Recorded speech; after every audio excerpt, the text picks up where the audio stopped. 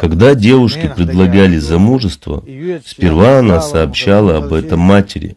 Соответственно, мать спрашивала у дочки, согласна ли она на это предложение.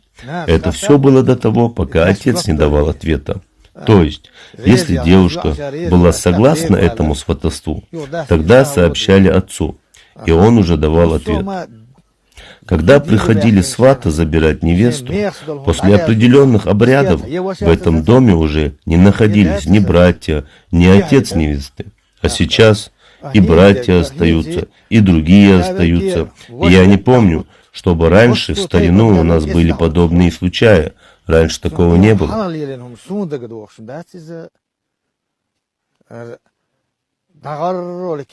Накрывают столы, собирают людей и устраивают танцы. В старину танцы устраивали провожающие невесты, а не те, кто забирал невесту.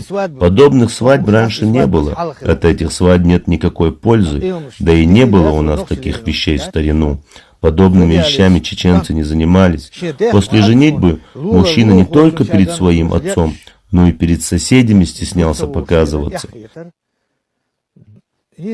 Сейчас все по-другому. Даже девушки берут своих малолетних детей на руки и играют с ними перед отцами.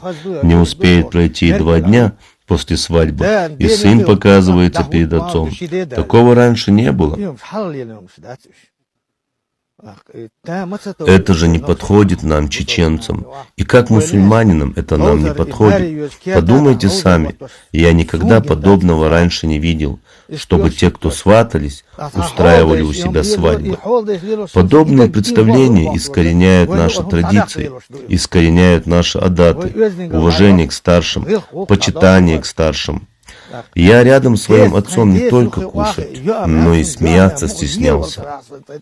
Если уважение к старшим иссякнет, и если оно маленькими шагами уйдет от нас ничего не останется.